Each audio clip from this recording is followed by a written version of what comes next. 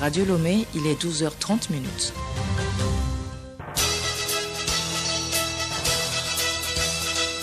Le journal Hélène Assabi. Mesdames et messieurs, bonjour et merci de nous rejoindre pour le journal dont voici le sommaire. Le gouvernement togolais opte pour une gestion axée sur les résultats. Les ministres se sont appropriés hier le budget programme, un outil de gestion et de planification. La femme rurale est à l'honneur ce 15 octobre et pour cause, elle est célébrée aujourd'hui pour le rôle décisif qu'elle joue en matière de sécurité alimentaire et de nutrition, surtout dans ce contexte de Covid-19. L'ONG Plan International Togo lutte contre les abus et harcèlements en ligne contre les filles et les jeunes femmes. Elle a lancé hier à Lomé une campagne dénommée Libre d'être en ligne. C'est dans le cadre de la célébration en différé de la Journée internationale de la jeune fille.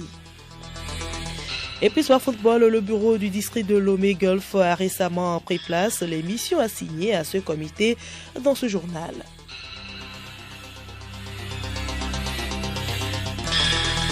radiolomé.tg. Mesdames et messieurs, une fois encore, bonjour. Les membres du gouvernement ont été outillés sur l'utilisation du budget programme, un outil de gestion et de planification qui privilégie la performance. C'était au cours d'un séminaire qui s'est déroulé hier au Palais de la Présidence de la République. Il s'agit d'instaurer une plus grande cohérence entre les objectifs de développement et les allocations budgétaires. Sani Yaya, ministre de l'Économie et des Finances. Le budget de programme est essentiellement un instrument de pilotage des politiques économiques qui apporte plus d'efficience en ce qu'il est, disons, centré sur la gestion axée sur les résultats. Avant, nous avions le budget de moyens. On cherchait les moyens pour, disons, réaliser des activités. On ne tenait pas beaucoup compte de l'efficience de l'activité, c'est-à-dire du résultat produit par l'activité. Aujourd'hui, nous sommes beaucoup plus dans la prospective, un programme sur 3 ans et en même temps, quels sont les objectifs clairs, précis, mesurables, attendus de chaque programme et donc de chaque ministre et de chaque responsable de programme. Ce mode de gestion s'étale sur 3 ans avec plusieurs indicateurs de performance et un contrôle plus affirmé en leur qualité d'ordonnateurs principaux de la dépense des programmes à exécuter. Il est important que les membres du gouvernement maîtrisent ce qui est attendu d'eux. Nous retrouvons le ministre Sani Yaya. Le budget de programme est essentiellement un instrument de pilotage des politiques économiques qui apporte plus d'efficience en ce qu'il est, disons, centré sur la gestion axée sur les résultats. Avant, nous avions le budget de moyens. On cherchait les moyens pour, disons, réaliser des activités. On ne tenait pas beaucoup compte de l'efficience de l'activité. Aujourd'hui, nous sommes beaucoup plus dans la prospective, un programme sur 3 ans et en même temps, quels sont les objectifs clairs, précis, mesurables, attendus de chaque ministre et de chaque responsable de programme. La communauté internationale célèbre ce 15 octobre la journée de la femme rurale. Au Togo, l'événement est placé sous le thème « Autonomisation économique de la femme rurale face au Covid-19 ».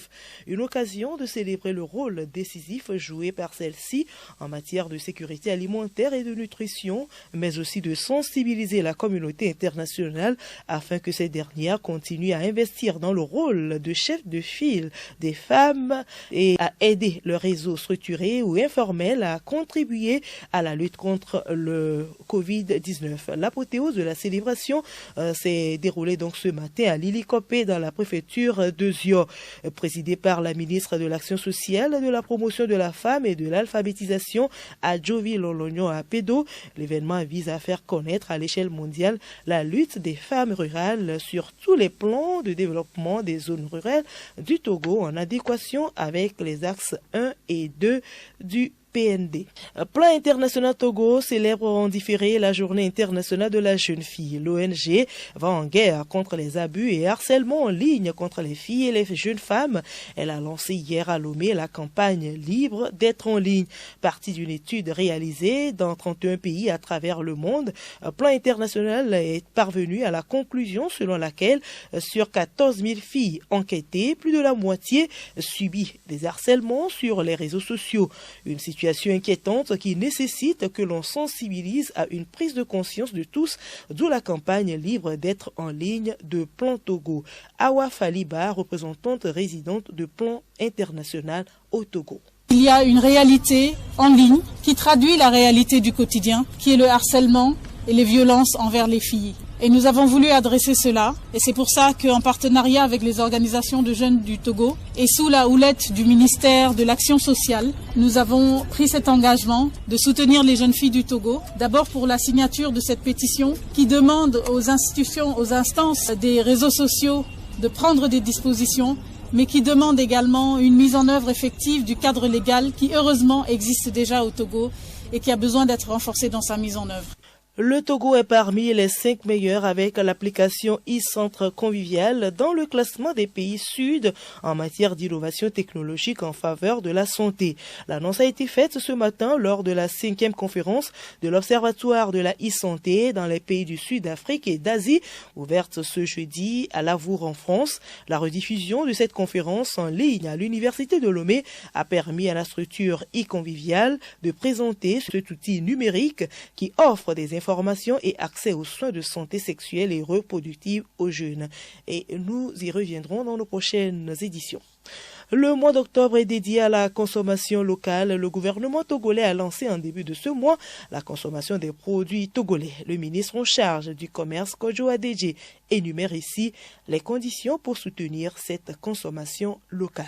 Cette première édition du mois du consommé local sera un cadre d'échange sur les préoccupations et les défis des secteurs productifs de l'économie nationale, les chaînes de valeur porteuses, les exigences de la transformation des produits locaux dans le respect de l'éthique et des normes de qualité, les besoins en investissement du monde des affaires. Le gouvernement sera beaucoup plus proche du secteur privé, l'exploration des voies et moyens à mettre en œuvre en vue d'apporter des solutions idoines aux préoccupations liées à une consommation locale efficiente et efficace et d'envisager des perspectives à court, moyen et long terme. À l'issue des travaux de cette première édition, les résultats ci-après sont attendus. Des recommandations appropriées en faveur de la consommation locale pour chaque composant de la vie socio-économique du pays. L'élaboration d'un document de stratégie nationale de la promotion de la consommation locale comportant le diagnostic des contraintes majeures des secteurs productifs. La réalisation des actions prioritaires pour favoriser une appropriation nationale de la consommation locale. Des contrats de partenariat avec des tarifs préférentiels entre les supermarchés. Quelques missions spécifiques concernant également ce lancement de la consommation des produits locaux et nous retrouvons le ministre Kojo Adedje. Une série de mesures spécifiques pour promouvoir la production, la transformation, la commercialisation, c'est important, et la consommation des produits locaux sera également prise dans ce cadre. Toutes ces actions devront améliorer sensiblement, nous disons bien sensiblement, la compétitivité des produits et services locaux, un défi de taille pour les économies nationales et les entreprises africaines dans un monde caractérisé par la libéralisation des échanges. Le journal Hélène Assabi. À l'étranger, les ministres des Finances des pays du G20 ont décidé de prolonger de 6 mois le moratoire sur le service de la dette des pays les plus pauvres. Il a déjà permis à 46 pays sur 113 éligibles de suspendre un montant global de remboursement estimé à 5 milliards de dollars et le moratoire était attendu même si pour le FMI et la Banque mondiale ainsi que nombre d'ONG de lutte contre la pauvreté, ce geste est encore insuffisant au regard des besoins des pays pauvres. La dégradation de la situation sanitaire a obligé Emmanuel Macron à annoncer notamment que des couvre-feux seraient instaurés à partir de samedi en Île-de-France et dans 8 métropoles. L'objectif du chef de l'État, c'était de provoquer une prise de conscience des Français alors que la deuxième vague de l'épidémie frappe le pays. Le président du Kyrgyzstan a annoncé aujourd'hui sa démission, espérant ainsi fin au chaos politique et aux manifestations émaillées de violence qui minent le pays depuis une dizaine de jours après des législatives controversées. Écoutez Radio Lomé sur le web sur le www.radiolomé.tg. En page magazine de cette édition, les produits carnés vendus par les bouchers suivent un long processus. Ce processus vise à vérifier l'état de santé des animaux abattus et protéger les consommateurs. Comment reconnaître une viande saine sur le marché? Élément de réponse dans ce magazine de Odette Pira. Manger des viandes saines, c'est manger des produits carnés inspectés par un vétérinaire. L'ONAF est l'agence chargée par l'État pour veiller sur la viande saine. Le bétail suit un long processus avant sa mise sur le marché. Ibrahim Bari, vétérinaire, inspecteur chargé de contrôle des denrées alimentaires d'origine animale au ministère en charge de la production animale. En fait, ce processus commence, si je prends l'exemple de l'ONAF, ça commence depuis le marché à bétail d'Adetikopé où il y a un agent là-bas qui fait l'inspection sur pied des animaux pour pouvoir déjà éliminer les animaux malades. Et ça, nous l'appelons l'inspection antémortem. Donc, quand les animaux quittent le marché à bétail, ils arrivent à l'ONAF, il y a un parc de stabulation où ils se reposent. Jusqu'au lendemain, à travers un couloir d'amener, ils rentrent dans l'abattoir. Et on fait d'abord la saignée de ces animaux. Après la saignée, on fait l'habillage. Dans notre jargon, c'est l'habillage, mais c'est pour enlever la peau. Après l'habillage, on fait l'éviscération. On enlève les viscères et parallèlement, lorsqu'on continue le processus, les viscères sont traités à part. Donc, quand on enlève les viscères, la carcasse qui reste, il faut la laver. Après le lavage, on passe maintenant à l'inspection post-mortem. Pour mettre ces viandes sur le marché, le vétérinaire met l'estampille sur les viandes des carcasses. Ceci dit, pour reconnaître une viande saine sur le marché, il faut voir si elle a l'estampille du vétérinaire. Les viandes, les carcasses du moins qui sont reconnues propres à la consommation sont estampillées. Les carcasses qui sont insalubres sont saisies et détruites. On fait également l'inspection de ces viscères-là. Si ces viscères répondent propres à la consommation, on les laisse, mais au cas où elles ne sont pas salubres, on les saisit également et on détruit. Qui peut abattre son animal à l'ONAF? Élément de réponse jeudi prochain.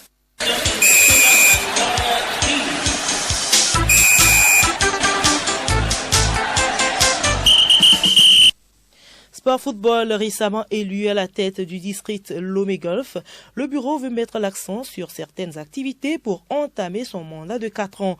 Découvrons ses priorités avec Patrice Agboli, président de ce district.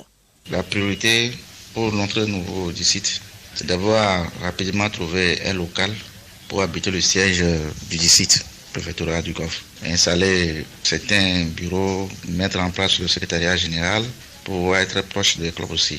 La seconde préoccupation, c'est de voir dans quelle mesure décentraliser le district, le football à la base, à travers les sous-districts. C'est les placer sur les communes, ou bien de maintenir les anciens districts en sous-districts. Nous sommes en train de réfléchir là-dessus. Aussi relancer rapidement le football à la base, c'est-à-dire les compétitions des petites catégories. Nous voulons renforcer les capacités des acteurs du football dans notre juridiction sportive. Rencontrer également les maires, le préfet et les chefs cantons de notre juridiction sportive pour leur présenter le projet et le décret et le fonctionnement du district. Ensuite, rencontrer les anciens présidents des districts, les présidents des soukras et également porter le projet à leur niveau pour qu'il y ait une adhésion massive de tous les acteurs dans ce que nous voulons faire.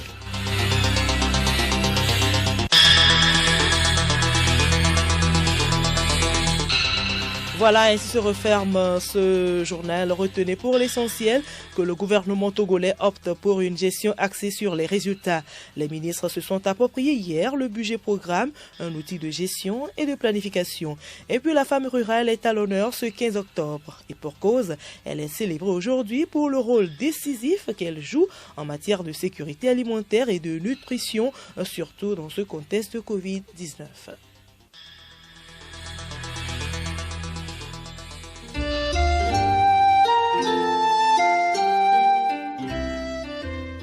Nous retrouvons aujourd'hui Dr Tosa Kokou du comité de gestion de la lutte contre la pandémie de coronavirus. Il insiste sur le respect des gestes barrières pour se protéger et protéger les autres. Notre préoccupation aujourd'hui, c'est la légèreté avec laquelle, à différents niveaux, les gens continuent de franchir les frontières nationales. Dans les marchés, les gens ne respectent pas les consignes, ne respectent pas les gestes barrières. Les gens se retrouvent toujours dans les bars la nuit. Les gens continuent à rassembler les populations. Les gens font des cérémonies familiales et autres et se retrouvent comme si de rien n'était. Ça, c'est des façons de mettre en péril la vie des communautés. Il faut vraiment que nous prenions conscience. Quand on voit la situation, on peut dire que c'est les plus vieux qui font la forme grave. C'est eux qui décèdent. Mais aujourd'hui, il y a beaucoup de gens dans la population déjà qui ont le virus, qui ne manifestent pas de signes. Mais sachant que nous avons des proches, qui sait celui qui manifestera le signe? D'autant plus que on peut l'avoir, on peut avoir le virus et ne pas manifester. Ça veut dire que le problème n'est pas visible, le problème est invisible. Il faut être prudent. La maladie est là, on ne peut pas sentir son ampleur parce que il y a beaucoup de porteurs asymptomatiques et même les personnes qui ont été testées positives, beaucoup parmi elles ne manifestent pas de signes. Alors, il faut être prudent. Qui sait celui qui va être malade et va aller dans les hôpitaux? Plus le nombre augmente, plus le nombre des malades graves aussi va augmenter. Et c'est là où on risque d'enregistrer des morts. Et qui veut mourir parmi nous? Qui veut que quelqu'un meure dans sa famille? Je pense qu'il faut que les gens prennent conscience. Et les petites recettes qui sont vantées ça et là, ça reste de l'objet de la subjectivité. La science mesure et donne la sécurité, l'assurance. Nous n'avons pas de sécurité, nous n'avons pas l'assurance. Avec les mesures que chacun trouve dans son coin, ce n'est peut-être que des mesures adjuvantes. Ça ne peut pas être des mesures sûres, puisqu'on n'a pas de garantie de sécurité avec ces mesures-là. Donc, il faut que franchement, les gens prennent la mesure du problème et respectent les règles. En tout cas, si la situation ne s'améliore pas et que les cas continuent de survenir, nous l'aurons cherché, on sera amené probablement à raffermir les mesures. Essayons de respecter les règles pour éviter que nous ne soyons amenés à beaucoup plus de sacrifices que ce que nous faisons déjà. Le virus court toujours. Ailleurs, les mesures se durcissent à nouveau. Respectons les mesures barrières.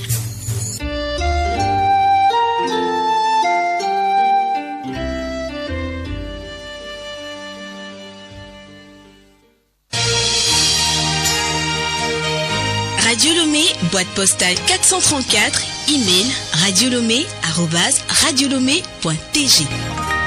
Radiolomé.tg